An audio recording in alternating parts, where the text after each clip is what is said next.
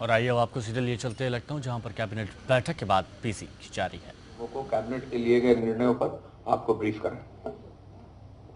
बहुत बहुत धन्यवाद। आज कैबिनेट की बैठक जो संपन्न हुई है उसके अंदर 6 बिंदुओं पर आज चर्चा हुई। वो जो 6 बिंदु हैं, कुछ बिंदुओं को मैं कवर कर लूंगा और कुछ हमारे सीनियर जो कैबिनेट मंत्री हैं खन्ना जी वो आपको उसके बारे में बताएंगे। भारतीय जनता पार्टी का और योगी जी की सरकार का मानना है कि कोई भी राज्य हो या कोई भी देश हो, उसका स्वाभिमान जो होता है उसके लिए आवश्यक होता है कि उसकी एक पहचान हो, और उस पहचान के अंदर जो सबसे प्रमुख चीज होती है उसके जन्म की तिथि और उसका उत्सव और उसका दिवस मनाना। इस संदर्भ में आज उत्तर प्रदेश दिवस मनाए जाने का विषय आया। आप सबको के संज्ञान में होएगा कि पहले उत्तर प्रदेश यूनाइटेड प्रोविंस के नाम से जाना जाता था। 24 जनवरी 1950 में संशोधन करते हुए यूनाइटेड प्रोविंस की जगह उत्तर प्रदेश का गैजेट ऑफ इंडिया में नोटिफिकेशन आया। इसलिए आज हम लोग ने निर्णय किया है, कैबिनेट ने, मुख्यमंत्री जी की नेतृत्व की कैबिनेट ने निर्णय किया है कि उत्तर प्रदेश दिवस 24 जनवरी को मनाया जाएगा। और इसको मनाने के लिए ये दिवस की ये जो योजना है ये सूचना विभाग के द्वारा होगी, लेकिन इसके साथ साथ सांस्कृतिक विभाग और पर्यटन विभाग भी इनमें जोड़ा जाएगा। इसकी एक कमेटी गठित होगी। साथ ही साथ इसके अंदर खाली प्रदेश में नहीं, प्रदेश के बाहर भी इसको मनाया जाएगा।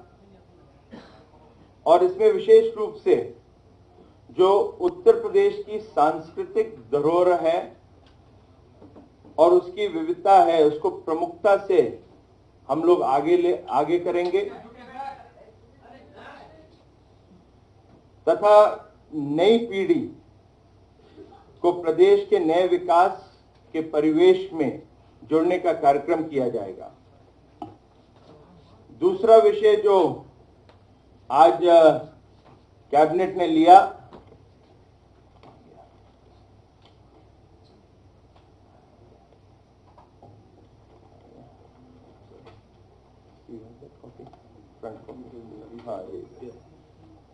वो लिया कि अभी तक, और ये बड़ा इंपॉर्टेंट चीज है, कि एक सरकार जो पारदर्शिता और पारदर्शिता के साथ हम लोग कंपटीशन भी लाएं, प्रतिस्पर्धा भी लेकर आए, उस पे भी हम लोग के संकल्प पत्र में इसका उल्लेख किया गया है। और अभी तक जो प्रणाली चल रही थी उसके तहत ये विभागों को दी गई थी, अनुमति दी गई थी कि आप अपने विवेक के माध्यम से चाहे मैनुअल करें या ई टेंडर करें। मैं आज कैबिनेट के माध्यम से ये निर्णय लिया गया है कि जितने भी प्रशासनिक विभाग हैं और शासकीय विभाग हैं उनके अंदर अब ये बाध्य किया जा रहा है कि मैनुअल जो टेंडरिंग का प्रोसेस था वो खत्म होएगा और पारदर्शिता और प्रतिस्पर्धा को आगे बढ़ावा दिया जाएगा। और इसलिए ई टेंडरिंग और ई प्रोक्योरमेंट की व्यवस्था लागू की जाएगी। हमें ये 3 महीने के अंदर इसकी जो कार्य प्रणाली है उसको तैयार कर दिया जाएगा। इसके अंदर विशेष रूप से जो हम लोग के आईटी डिपार्टमेंट है वो इसमें मदद करेंगे।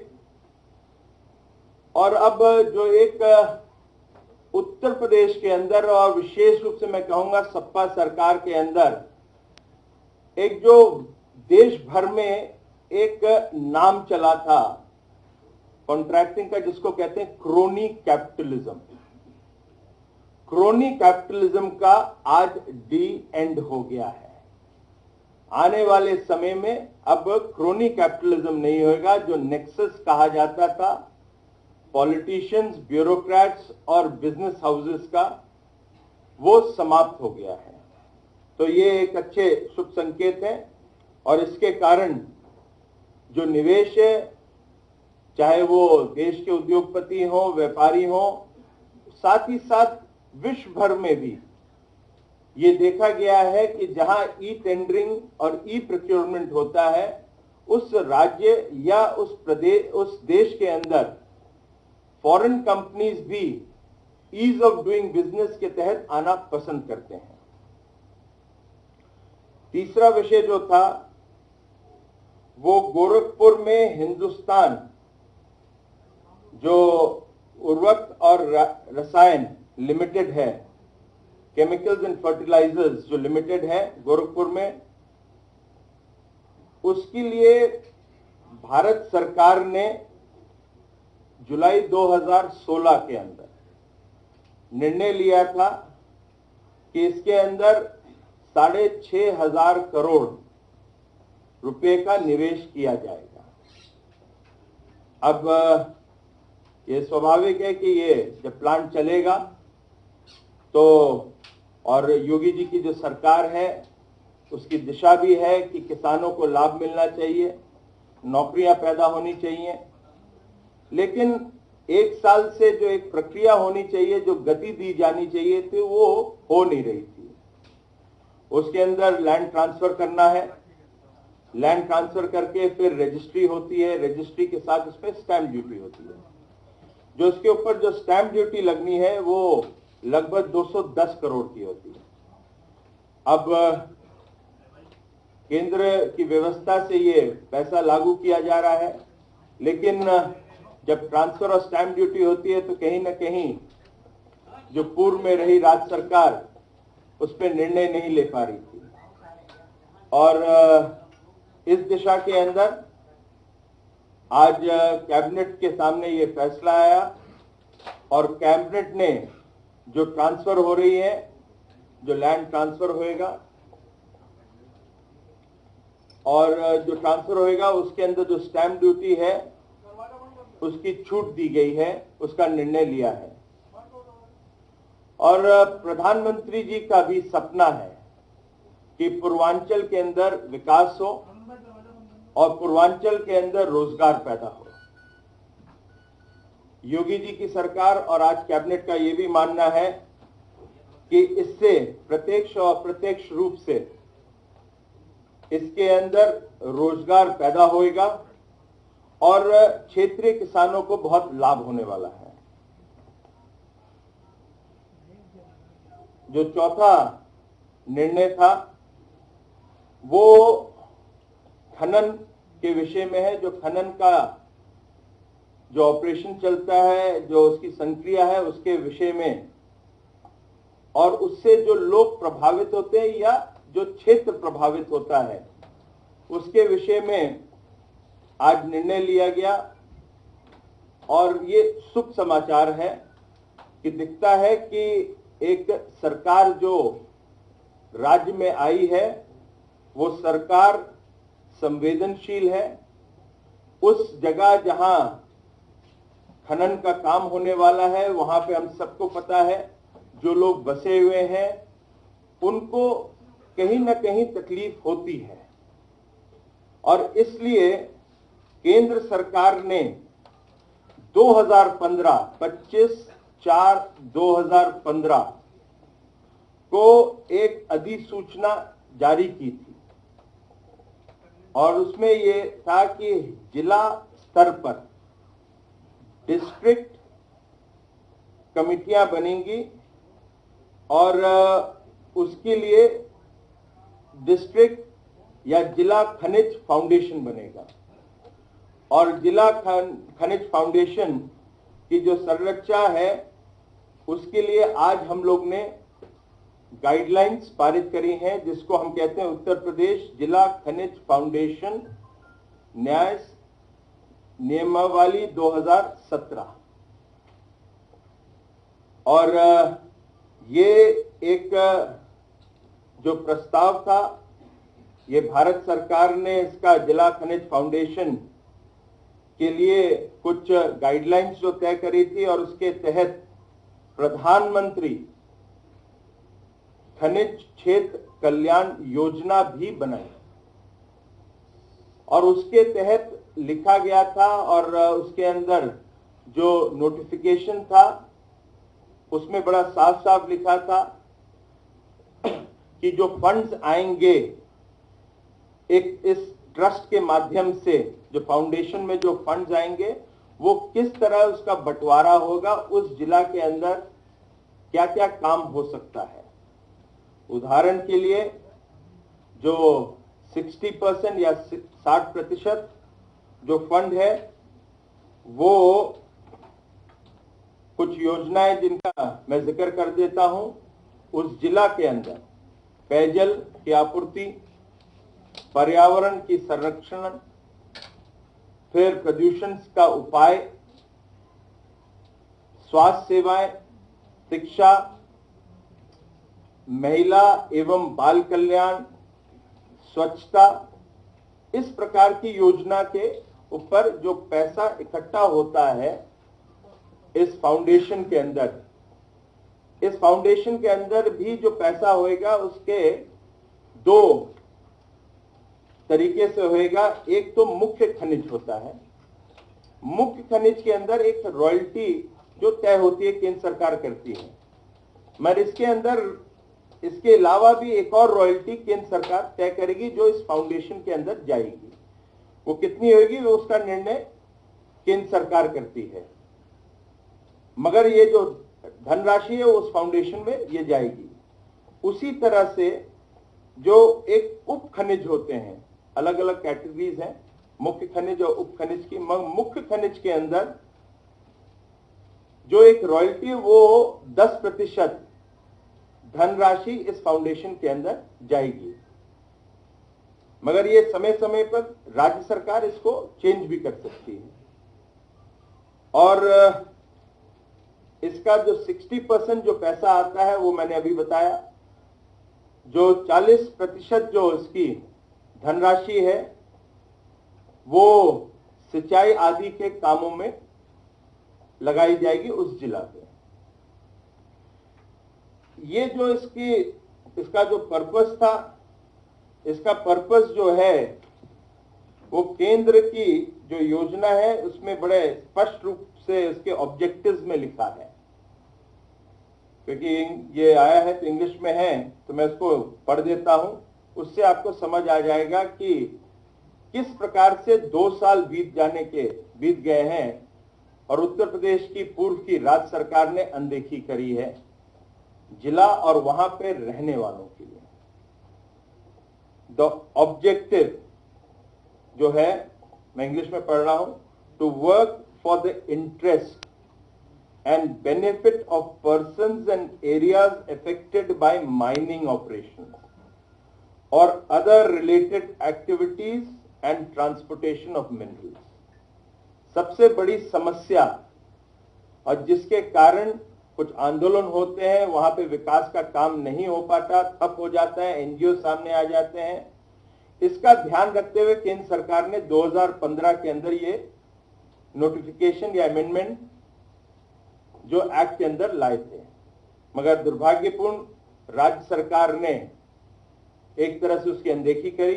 हमें आज खुशी है कि योगी जी की कैबिनेट ने आज इस पे निर्णय लिया है। इसको मैनेजमेंट करने के लिए भी एक गवर्निंग काउंसिल बनेगा, उसके चेयरमैन होंगे, मेंबर्स होंगे, मेंबर सेक्रेटरीज, वो डिटेल आपको दे दिया जाएगा। और कोई भी विषय उसके ऊपर आता है, विकास के लिए आता है, तो उसकी जो गवर्निंग काउंसिल के सामने एक मैनेजिंग कमेटी होती है, वो मैनेजिंग कमेटी के लोग उसको लेके जाएंगे और वहां से ये योजनाएं पास होंगी।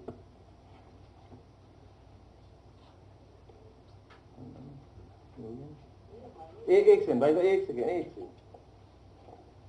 अब जो बाकी के दो और विषय हैं, मैं अपने senior colleague cabinet minister Khanna ji से आग्रह करूंगा कि आपके बीच में वो रखेंगे। सरकारी अधिकारियों और कर्मचारियों की वार्षिक स्थानांतरण नीति की घोषणा आज कर दी गई, जो वर्ष 2017-18 के लिए थी। इसके तहत स्थानांतरण सत्र 17-18 में जनपद में 3 वर्ष और मंडल में 7 वर्ष पूर्ण करने वाले समूह का एवं खा के अधिकारियों के स्थानांतरण किए जाने का प्रावधान किया जा रहा है। अभी तक जो स्थानांतरण मंडल में 7 वर्ष,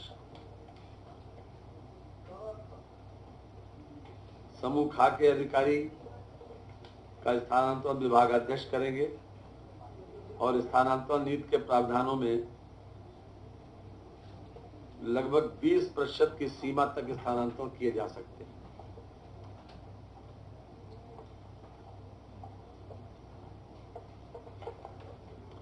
विकलांगजनों को इससे बाहर रखा गया है, दिव्यांगजनों को।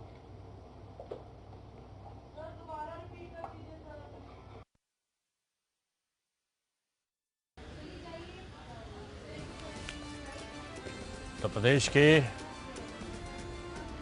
बाहर भी मनाया जाएगा यह उत्सव, बात यहां पर की जा रही है। और ई टेंडरिंग के जरिए अब सभी विभागों के ठेके यहां पर अलॉट किए जाएंगे। ई टेंडरिंग की प्रक्रिया और तबादला नीति को भी यहां पर मंजूरी मिल गई है। योगी कैबिनेट की बैठक इस वक्त चल रही थी और योगी कैबिनेट की बैठक के बाद तमाम प्रस्तावों पर यहां पर मोहर लगाई गई है। खनन को लेकर उत्तर प्रदेश सरकार का एक बड़ा फैसला देखने को मिला है।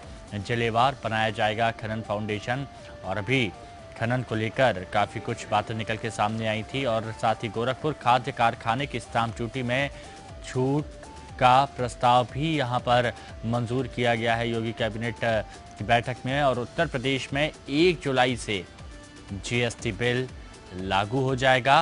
काफ़ी वक्त से इसकी प्रतीक्षा की जा रही थी। जीएसटी लागू करने के प्रस्ताव को कैबिनेट की बैठक में मंजूरी मिल गई है। साथ ही यूपी कैबिनेट की बैठक में और भी कई अहम बड़े फैसले यहां पर लिए गए हैं। स्थापना दिवस की अगर बात की जाए तो उत्तर प्रदेश का स्थापना दिवस 24 जनवरी को मनाया जाएगा। हर्षोल्लास और धूमधाम के साथ मनाया जाएगा। सूचना, पर्यटन, सांस्कृतिक विभाग को इस उत्सव से जोड़ा जाएगा। सिद्धार्थनाथ सिंह, उत्तर प्रदेश सरकार के प्रवक्ता, प्रेस कॉन्फ्रेंस के जरिए अपनी बात कह रहे थे। प्रदेश के बाहर भी बनाया जाएगा उत्सव, सिद्धार्थनाथ सिंह का ये कहना है।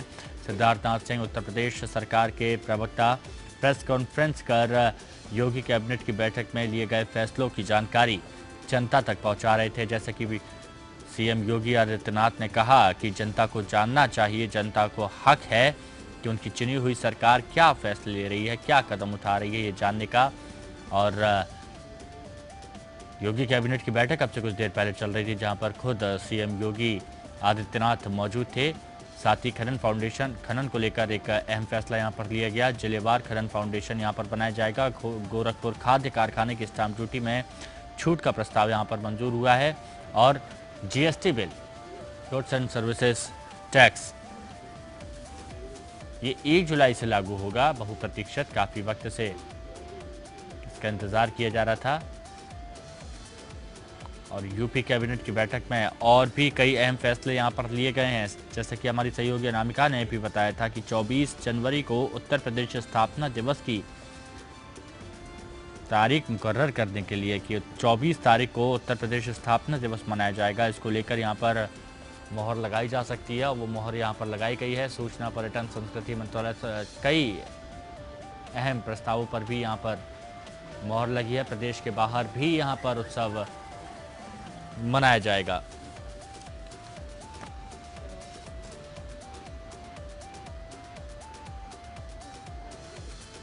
ठेकों की बात की जाए तो अब सारे ठेके जो हैं वो ई टेंडरिंग के जरिए यहाँ पर किया जाएगा, यानी तकनीक का भी यहाँ पर इस्तेमाल किया जा रहा है।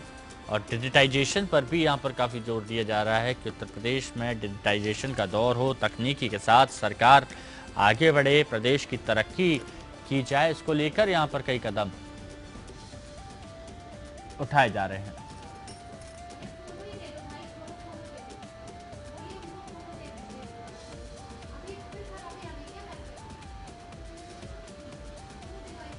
सिद्धार्थनाथ सिंह उत्तर प्रदेश सरकार के प्रवक्ता यूपी कैबिनेट के बाद प्रेस कॉन्फ्रेंस की। क्या कुछ प्रस्ताव यहां पर पास हुए, किन मुद्दों पर यहां पर चर्चा हुई, उसको लेकर जानकारी देते हुए नजर आ रहे थे। सूचना पर्यटन सांस्कृतिक विभाग को इस उत्सव से जोड़ा जाएगा। यानी आप अंदाजा लगा सकते हैं, जब इन विभागों को इस पर्यटन से जोड़ा जाएगा, इसका अंदाजा यही है कि 24 तारीख को भव्य तरीके से मनाने की यहां पर पूरी तैयारी की जाएगी।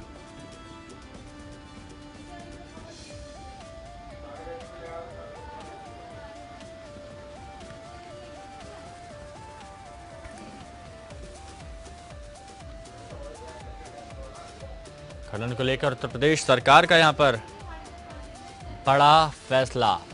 जिलेवार बनाया जाएगा खनन फाउंडेशन और अभी ही उत्तर प्रदेश सरकार को खनन के मामले में कोर्ट से राहत भी मिली है।